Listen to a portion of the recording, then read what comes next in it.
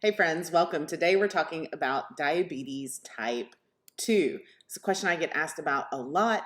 It's kind of unfortunate, not unfortunate because I love to answer questions, but unfortunate that it's such a common health issue. So today we're going to talk about what is diabetes, why should we care about it, and how the heck can we avoid it. If this is your first time tuning in, I'm Audrey Christie. I'm a functional and integrative nurse nutritionist and energy medicine practitioner. I help women heal from all sorts of things, from chronic issues, from autoimmune diseases, from those symptoms that are nagging you and they just won't go away. So if you're ready to stop chasing symptoms, find your root causes, and heal your body for good, you're in the right place. So today, again, talking about diabetes, actually talking about type 2 diabetes. Next week, we'll be talking about type 1 diabetes, and I've got some mind-blowing stuff for you on that. But this is not such a fun topic, I know, but it's really, really common. So I want to make sure that we talk about it thoroughly. So what is diabetes? You've probably heard, people sometimes call it sugars or, I have trouble with my blood sugar, but overall what that is type 2 or adult. It used to be called adult onset diabetes, but now it happens in children quite often. So it's not just, now it's type 2 diabetes instead of adult onset diabetes. But both in type 1 and type 2 diabetes, we have something called dysfunctional glucose metabolism. So our normal metabolism goes something like this. We eat food, it's digested, and this is going to be a very simplistic review, right? We eat food, it's digested, and the carbohydrate part is broken down into simple sugars, most of which is glucose. Glucose is another word for blood sugar.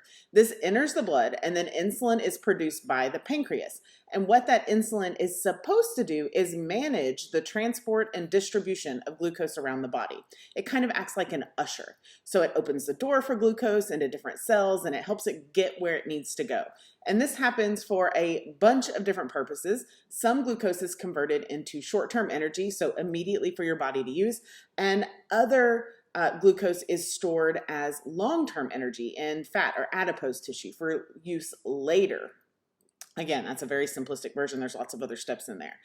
But when a person has type 2 diabetes, this process collapses. It also collapses in type 1 diabetes. In type 1 diabetes, you don't produce insulin because the insulin producing cells of the pancreas have been destroyed, they're dysfunctional, or they're damaged, right?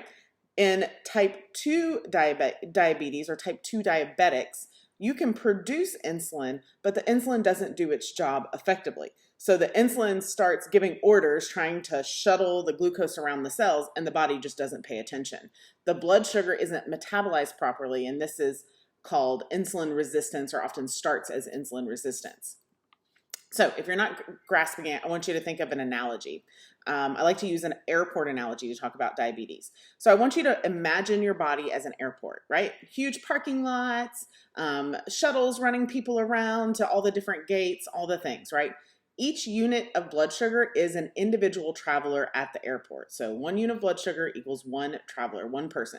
So as you eat, your blood sugar rises, which means all the travelers begin to arrive at the airport. They're ready to take their flights. People are parking, they're walking to the shuttle stops, or taking the shuttles to get to the gates.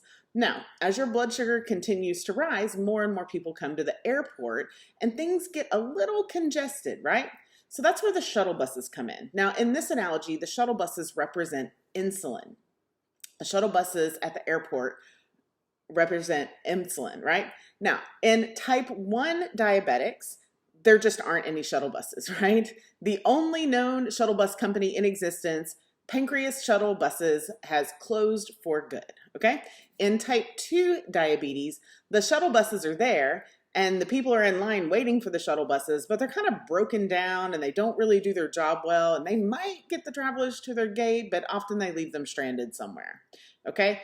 What happens then? Chaos at the airport. Same inside your body in real life, right? When your blood sugar gets elevated, it creates chaos in your body. So let's talk about why that matters to you, why you should give a rip, right? Because we know that you can use insulin against your carb count, or insulin to combat the sugars in your body, and just keep on cruising, right? So I care about diabetes because it's a dis-ease process in the body. It's a sign that something greater isn't working right. But there are real risk factors, real complications. It's a real big issue. People with diabetes have 2 to 4 times the death risk from heart disease, 2 to 4 times the death risk of stroke. Over 70% of people with diabetes also have high blood pressure. It's the largest cause of blindness in adults. And people with diabetes make up the largest population of people in end-stage kidney disease. 60 to 70% of diabetics suffer from mild to severe nervous system damage. Almost all lower limb amputations occur in diabetics. And there's an increased frequency and severity of gum disease. It actually leads to tooth loss. So diabetics can suffer from an increased rate of dental disease, which leads to many other complications. Overall, mortality or death rates are much, much higher for people with type 2 diabetes. If you guys are popping in, leaving comments, let me know below if you know somebody with type 2 diabetes or if you have a question with type 2 diabetes. Sometimes I can't see the comments as they're coming in. So if I don't see them, Facebook's been acting funny, YouTube's been acting funny. If I don't see them, then know that I'll circle back and answer by typing it out, okay? So how does modern allopathic conventional medicine treat diabetes? Because it doesn't have a cure for diabetes, but it will treat it. What it does is mask the symptoms, which allows diabetics to maintain kind of a reasonably functional lifestyle, but it never treats the actual cause of the disease. So what happens is you still have all of those risk factors, all of those things that I talked about before. All of those things are still happening as you're just covering your carbs with insulin, or as you're just taking your medication to keep your blood sugar down, right? It's not addressing the root cause. It's just hiding the symptoms, okay? So because of that, once you are diagnosed with type 2 diabetes, you face a lifetime of drugs and medications, a lifetime of them, which ends up making diabetes not only costly to your health, but also costly to your wallet. It's one of the most expensive diseases to have in the US right now. There is actually hope, though. You don't have to live that way, but it will require you to have a little bit of an open mind, because diabetes, just like any other chronic illness, any other autoimmune disease, any other dis-ease in the body, can be rebalanced. We have an enormous ability to influence, to change it through lifestyle and diet. You can influence all of these things, even if you were genetically predisposed to type 2 diabetes, okay? Particularly the food we eat with diabetes. It's not only the right diet, but particularly influenced by the food that we eat, because food actually is medicine for people with diabetes. There is actually a right diet for diabetics. Now, of course, I would be remiss to say that, this is something that you could apply to everyone across the board. And this is probably where you're thinking, okay, Audrey's going to come out and be like, okay, keto diet for all the diabetics. Nope, that is just another Band-Aid. Removing carbs is just another Band-Aid, okay? So it's not. The research doesn't show it, and clinically, in practice, keto is a temporary solution for diabetics, right? The best diet, well, actually, before we dive into that, I want you to know something about diabetes. It's what they call a disease of affluence, because it is a disease that happens because of our Western diet. Okay, there's been lots and lots of studies done on diseases, or the influence of disease, in developing nations. Excuse me. I've got a little tickle in my throat. In developing nations versus developed nations, okay? So there are two disease groups: diseases of affluence and diseases of poverty. Diseases of affluence are cancer, including colon, lung, and breast cancer, leukemia, childhood leukemia, and childhood brain cancer, and then stomach cancer and liver cancer, as well as heart disease and all things heart disease, all coronary artery diseases as well. All of those things, diseases of affluence. Do you know what that means? That means we did it to ourselves. We do it with our convenience foods and our packaged foods and our overall Western diet and lifestyle of sitting and eating and food deserts where all you can find is fast food on every corner, right? We're doing it to ourselves. Versus diseases of poverty. Diseases of poverty are things like intestinal obstruction, parasitic infection, bacterial infection, digestive diseases, respiratory diseases. Those are diseases of poverty in underdeveloped or developing nations, right? Where the problem isn't the food that they're eating whole food because that's all they have. The problem is the cleanliness of their water. The problem is their access to appropriate medical care. Their problem is their ability to, they might have a parasitic infection, so it's their ability to use the nutrients that they're ingesting, right? So, oh goodness, how do we, what do we do to fix that problem? What do we do to fix our disease of affluence? What do we do to reverse or stop or heal type 2 diabetes? Now, one of the very best studies ever done on diabetes studied type 1 and type 2 insulin-dependent diabetics. So we had adult onset and then type 1 diabetes. I'll talk more about that, but that's the type where the pancreas cells aren't working. So the study studied both groups of people. Both groups of people were insulin dependent. So it didn't matter how their diabetes originated, they were insulin dependent. And it showed that a plant-based diet was the best diet for diabetics, period. In this study, they were hospital controlled. So in a lot of nutrition studies, it's a kind of like the honor system. They give you a food diary and you fill it out and you track your food for a month or 5 months or 5 years, depending on what it is. But this was a hospital-based study. So they had these patients in a room, they monitored and they fed them exactly what they wanted them to eat. So we know that it was an airtight study, if you will, right? And it showed that plant-based food was the best treatment for diabetes. In fact, it showed that within 3 weeks, these people ate whole plant-based food, not vegan. They weren't completely void of animal products, whole food, plant-based. They ate 3 ounces or less of meat per day, everything else, fresh fruits and veggies, whole grains. And during those 3 weeks, do you want to know what happened? The type 1 diabetics reduced their insulin by 40% in 3 weeks. 3 weeks. And all of them by 40% or better in 3 weeks. The type 2 diabetics, all but one, got off their insulin altogether. They completely reversed their type 2 diabetes, all but one. Okay? Pretty impressive, yeah? But here's the thing. If on week 4, 5, and 6, they stopped and they went right back to Big Macs and chicken fried steak and whatever else they were eating, guess what happens? They end up right back where they started, right? But 3 stinking weeks, that's all it took. That's all it took was 3 weeks, right? So we're going to talk about what that means for you. But first, I'm going to talk about one other thing on the nutrition front, and that is that the most nutrient deficient, the nutrient that most diabetics are most deficient in, right? The nutrient that diabetics are most deficient in, I should say it that way, is chromium, right? Of all the things you could think of, you probably think I was going to say magnesium, right? No, chromium. They have a big deficiency in chromium. Chromium both helps to regulate blood sugar. But what happens, well, chromium does help to regulate blood sugar, but what happens is if somebody's eating an ultra processed kind of Western style diet, the body uses a lot of the chromium up, and then there's no chromium to help the insulin, help the sugars to get into the cells, right? You got to have both. So we're going to talk more about exactly what you can do, but I want you to know, what does all of this mean for you? So that means whether we're treating or preventing type 2 diabetes. That means whether you're pre-diabetic, technically, I guess everybody's pre-diabetic, right?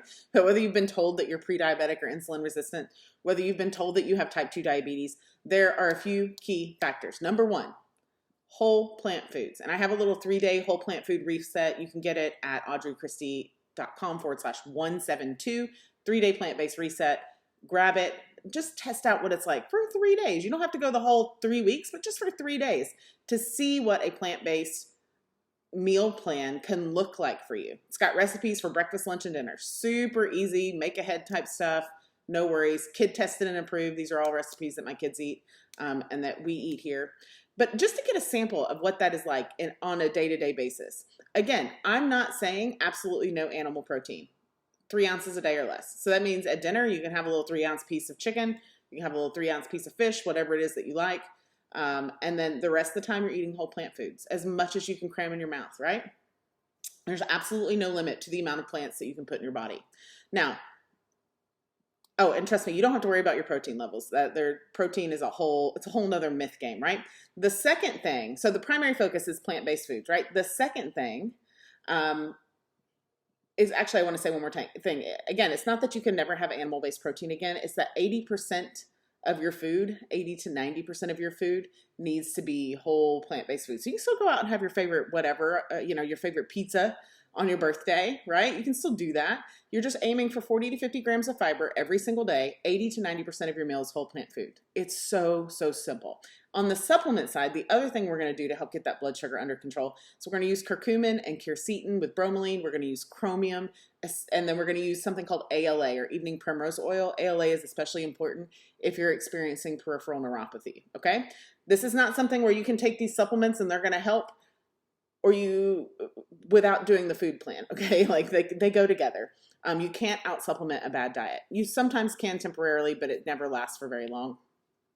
But ALA is very useful stuff if you're having the neuropathy, the tingling and numbness, and sometimes even pain in your fingers and toes on your peripheral areas of your body. There's tons and tons of studies to back up the fact that ALA helps with that nerve conduction, okay? So we're using chromium to improve insulin resistance. We're using ALA, or evening primrose oil, to improve the electrical conduction of your nervous system. We're using quercetin as a master antioxidant because all of these processes that your body's struggling with severely deplete your antioxidant level, which creates a cascade effect for several other issues, which is why you end up being immune deficient or immunocompromised when you're a diabetic, okay?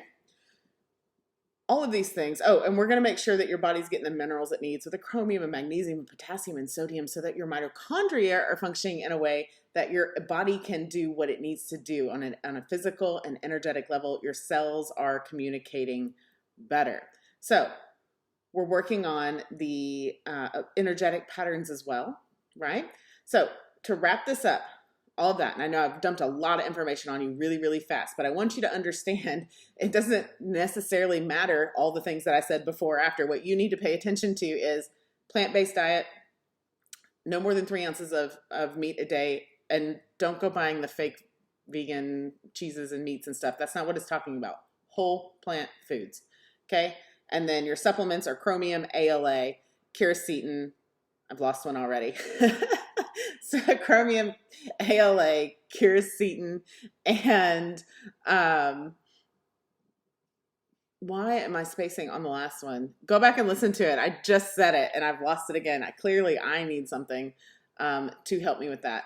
But what I want you to know about all of this particularly is that there is a solution, right? You don't have to suffer through type 2 diabetes forever and ever, ever. There's no reason to suffer with it at all. It's a really simple, really fast, 3 weeks, really fast fix, okay?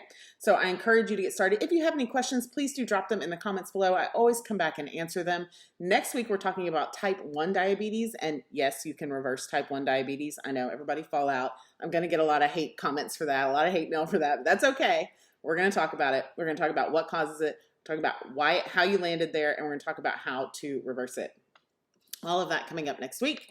I hope you enjoyed this week. If you have any questions, I'll put the resources for this in the comments and also in the description so you can find the link to the 3-day plant-based reset.